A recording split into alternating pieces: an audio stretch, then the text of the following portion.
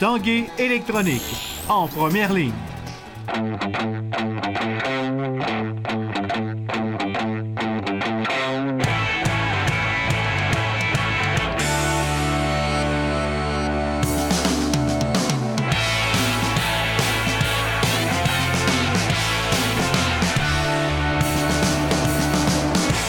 Salut, ici Jonathan Fournier et je vous souhaite la bienvenue à l'Esprit sportif. Bon mardi. Aujourd'hui, à l'émission des nouvelles du tennisman de Québec, Félix Auger-Aliassime. On vous parle des capitales de Québec et de la randonnée, Jimmy Pelletier. Tout d'abord, deux reportages portant sur des joueurs de la Ligue nationale de Québec. Notre reportage sur David Desharnais à venir dans quelques instants. Mais tout d'abord, Alex Chiasson des Flames de Calgary n'a malheureusement pas été protégé par son organisation concernant le repêchage d'expansion de la Ligue nationale mercredi prochain. Alex Chiasson sera joueur autonome avec compensation dès le 1er juillet. Notre collègue Stéphane Turcot a rencontré l'attaquant des Flames de Calgary. À Calgary, Alex Chiasson croit avoir retrouvé son flair offensif après une campagne plus difficile avec les Sénateurs d'Ottawa en 2015-2016. J'ai réussi à regagner de la confiance, puis ce qui m'a aidé à retrouver un petit peu mon instinct offensif. Cette confiance retrouvée, il la doit en partie à l'entraîneur des Flames, Glenn Galitson, qu'il avait connu alors que les deux étaient avec les Stars de Dallas il y a quelques années. Pour moi, j'ai toujours eu une belle relation avec Glenn, puis cette année, ça a continué là-dessus. Ce qui a fait, je pense, un petit peu qui m'a aidé en tant que joueur sur la glace. En série, les Flames ont rapidement été éliminés en 4 parties par les Ducks de Anaheim. Et Alex Chiasson a aimé l'ambiance et la frénésie des séries en Alberta. Et avec les voisins d'Edmonton, il prévoit encore beaucoup de belles années à venir. Deux équipes qui sont très jeunes. Tu regardes un peu Edmonton avec McDavid, Draisaitl, Calgary, Gaudreau, Monahan. Je pense que c'est une rivalité qui va durer pour plusieurs années. On appelle ça le Sea of Red là-bas à Calgary. C'est incroyable. Puis, je pense qu'on a l'équipe l'année prochaine pour se rendre encore en séries éliminatoires. D'ailleurs, si Alex Chiasson avait le choix, il retournerait bien avec les Flames la saison prochaine. Oui, je crois que j'ai été très honnête avec ça à la fin de la saison. La direction que l'équipe s'en va avec le noyau de joueurs qui est jeune. Je pense qu'on a une équipe qui pourrait être très dangereuse dans le futur. Donc, c'est sûr que pour moi, je voulais faire partie de ça. Toutefois, pour une deuxième année consécutive, Alex Chiasson deviendra le 1er juillet joueur autonome avec compensation. Stéphane Turcot, TVA Sport, à Québec. L'ancien du Canadien de Montréal, David Desharnais, après son passage avec les Oilers d'Edmonton, deviendra le 1er juillet joueur autonome sans compensation. Il reste néanmoins confiant pour son avenir. Il a rencontré notre collègue Stéphane Turcot sur le terrain de golf. Souriant et photographié avec son ami Philippe Boucher, David Desharnais ne semble pas s'en faire avec son avenir. Je suis pas stressé. Moi, j'ai fait ce que j'avais à faire sur la glace. Et ce qu'il fait sur la glace maintenant ne correspond plus à ce qu'il était avec le Canadien il y a quelques saisons. David Desharnais sait très bien que son rôle a changé et que c'est avec un nouveau statut qu'il décrochera un contrat. Je suis pas dans la même situation que là 3-4 ans où est-ce que j'étais peut-être un joueur de plus de premier plan. Je pense que les équipes me voient comme un 3 ou un 4, donc des fois, ça prend un petit peu plus de temps. D'ailleurs, à cet effet, David Desharnais ne s'attend pas à revenir avec les Oilers d'Edmonton qui ont des négociations de contrats plus importantes, mais a apprécié son séjour là-bas. J'étais content juste de voir autre chose que Montréal. Quand tu es là depuis... c'était ma première équipe. C'était le fun de comparer. C'était le fun de voir un autre style de jeu aussi. Avec un gars comme McDavid, c'était très excitant. Desharnais, le tir de but! David Desharnais! Des fois, quand tu joues pas, tu te fais oublier un petit peu. Puis juste de pouvoir être dans le line-up, montrer que tu es encore capable. Juste mon but en prolongation, peut-être... justement, c'est de l'exposure un peu pour moi. Il croit donc changer d'adresse encore une fois, mais ne prévoit pas aller aussi loin qu'en Europe pour poursuivre sa carrière. Je pense qu'à 30 ans, j'ai encore au moins 2-3 bonnes années dans la Ligue nationale, puis je suis confiant que ça va arriver. J'essaie de pas trop penser à ça. J'ai une famille qui s'en vient aussi, donc j'en profite de ce côté-là. Si le hockey et un éventuel contrat est une priorité présentement pour David Desharnais, il y en a peut-être une plus importante au cours des prochains jours, alors que normalement, il devrait devenir père de famille pour une toute première fois le 5 juillet prochain. Stéphane Turcot, TVA Sport, à Saint-Gilles-de-Lotbinière. Le tennisman de Québec Félix Auger-Aliassime a signé sa première victoire en carrière dans un tournoi Challenger en battant le Français Mathias Bourges 6-4 et 6-1 dimanche à l'occasion de l'Omnium Sopra Steria disputé à Lyon, en France. À l'âge de 16 ans et 10 mois, Auger-Aliassime devient le 7e parmi les plus jeunes joueurs de l'histoire à avoir remporté une étape du circuit Challenger. C'est lui qui pousse dans le dos. Il pousse dans le dos de Tennis Canada dans les choix de quel tournoi il va participer, dans quelle catégorie. C'est-tu Future, c'est-tu Challenger, c'est-tu le niveau au-dessus.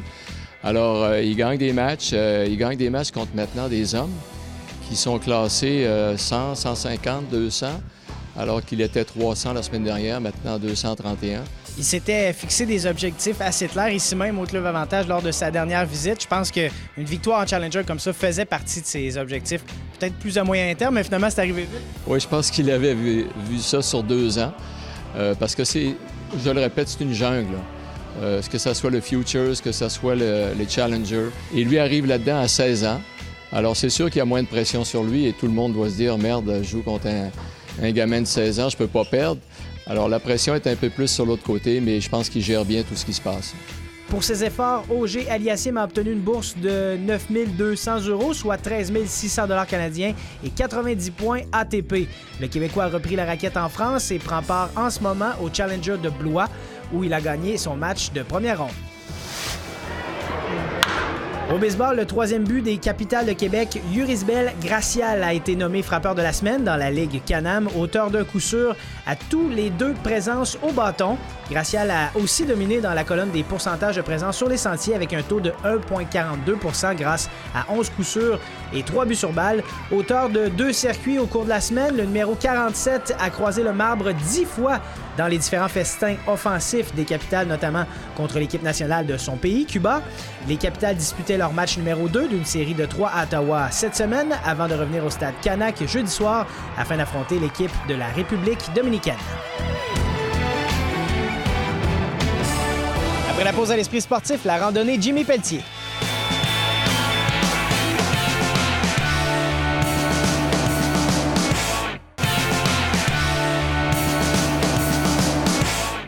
Du 26 au 30 juin prochain se tiendra la 3e édition de la randonnée Jimmy Pelletier. C'est plus de 70 personnes qui accompagneront l'athlète paralympique dans son périple. Voici le reportage de Carl Larouche.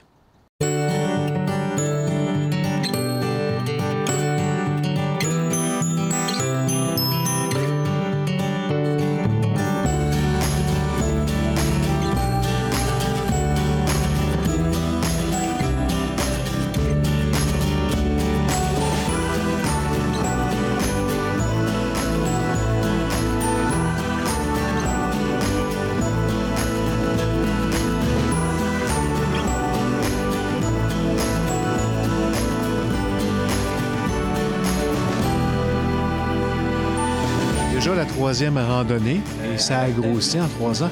Un petit retour en arrière, comment c'est parti ça, la randonnée? Dans le fond, la randonnée de Jimmy Pelletier, ça a parti en 2007. J'avais fait ça plus là, pour moi-même à ce moment-là. C'était plus un défi personnel. C'était tout nouveau pour moi, puis je voulais m'en aller dans ma ville, dans mon patelin Bécomo. À ce moment-là, j'avais demandé à 9 personnes de venir m'accompagner. J'avais fait 400 km. Ça avait été vraiment une expérience incroyable.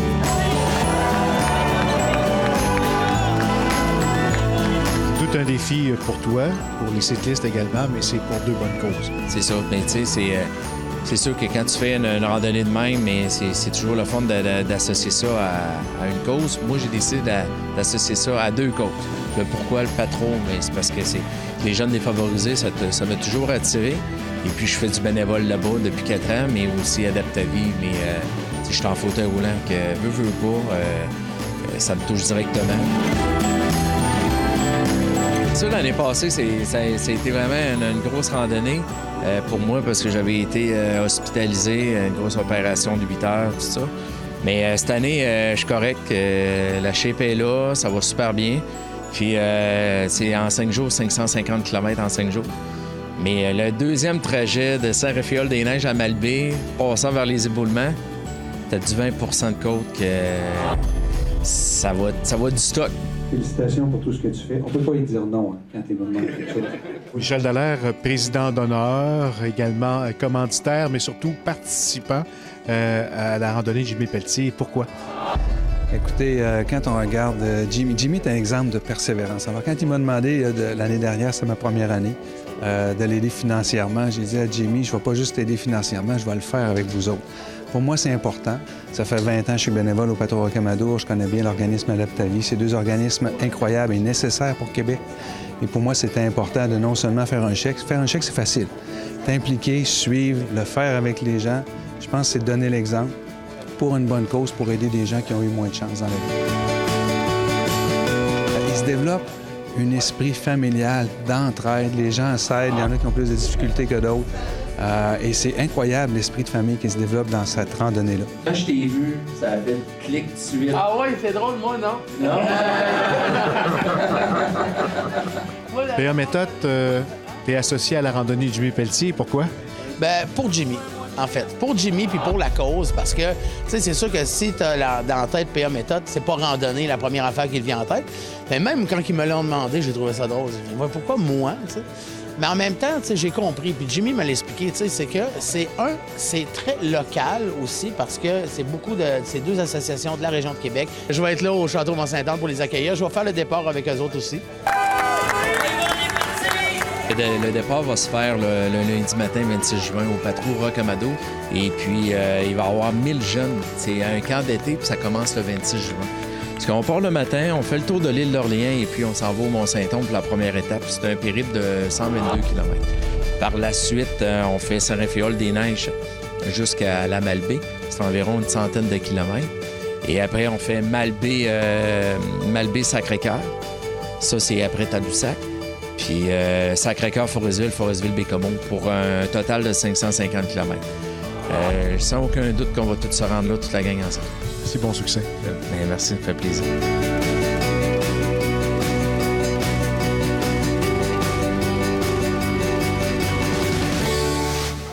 Et c'est déjà tout pour l'Esprit sportif. Demain à l'émission, notre chronique sur le repêchage de la LNH édition 2017. Ici Jonathan Fournier, on se dit à demain. Ciao!